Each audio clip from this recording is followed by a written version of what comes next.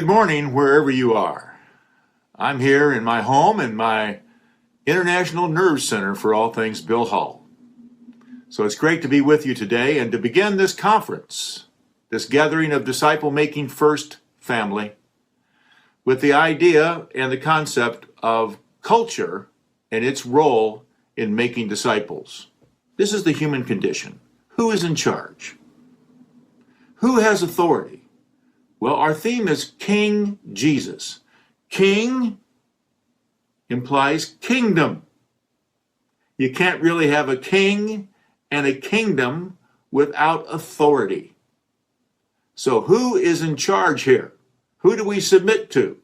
Who is our leader? So what's happened in our disciple making because of all this secularity, because of this substitute religion that we have created for ourselves so we could be in charge and we can run our own lives, and so we can negotiate our own discipleship, is that the church has become compromised. This is not news. It's happened throughout all of history. Now and then, the church gets seriously compromised. Now is one of those periods where we are. And our disciples, therefore, are compromised. And so we've created disciples in the last 50 years. You know, all churches make disciples, just some we do a very poor job of it. But we're making disciples. As we make these disciples, what happens is that they are shaped by the culture.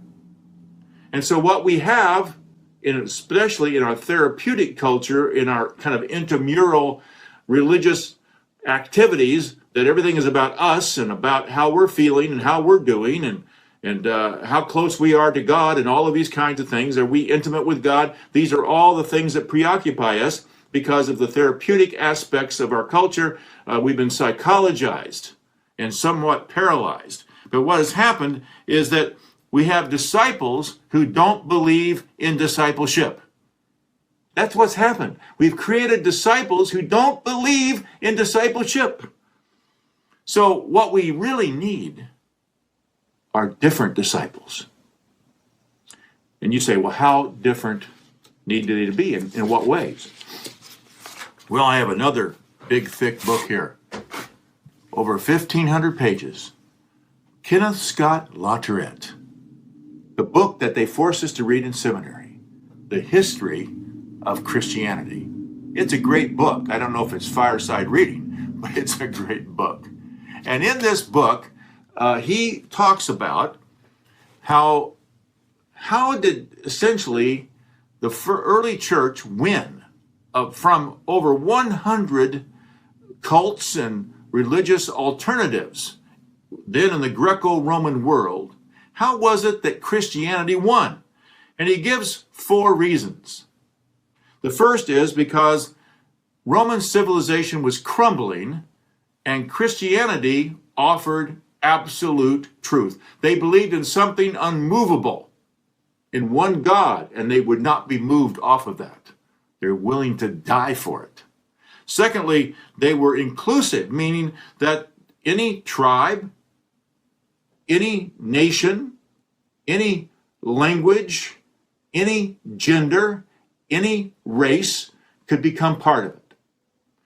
Thirdly, they were flexible. It could fit any political system, but they were very inflexible, but they would not bow the knee to any other god. They just wouldn't do it. Fourthly, they had the best product. Yes, they did.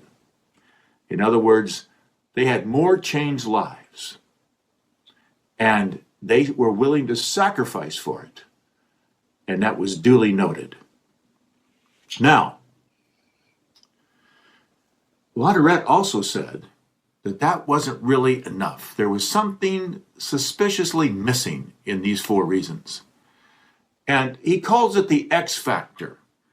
It made them different. He said there were 10 persecutions over 300 years, and yet the church came out of this with no bitterness, no sense of revenge, no coup d'etat, but there was this underlying zeal and power and grace and sense of awe. That's what made them different than everybody else. We've lost that difference. We've made disciples, but they haven't been different enough. We've been too much the same as the secular culture, as the compromise culture, as the temporal culture, as everything is about this span of life. So, yes, we need to make disciples, but we need to make them differently. We need to make them so that we have those same characteristics that won the world the first time and can win it again and again and again. So every nation right now is giving a standing ovation. Was it 180 some nations that are part of the coronavirus that we've been touched somehow by it? Yet the health workers, the first responders, the military, the people that protect us, the people that serve us, the people that are actually going into the hospitals, who are donning the PPE and going in and doing all the things that need to be done. And some of them have died in doing so. Some of them have become ill because of it. And yet every night, even in New York City, a city not known for this, people at 7 p.m. stand on their balconies. They come out in the front porches if they have them, and they applaud these first responders when they walk through walk through airports. They applaud. They give them a standing ovation. Why is it that the whole world is giving a standing ovation to these people? Because they're different, because they're sacrificial, because they are Christ-like. So that's how we need to be different. And it begins with us as leaders. We're the role models. We're the ones who have the real disease, the real virus, and to be infectious and to spread it. That's what we need. Viva la différence. We need to be different. So make disciples, but let's, in this kind of culture, make different disciples that make actually a kind of transformative difference. God bless you. This is going to be a great conference. I'm glad I could be a small part of it today.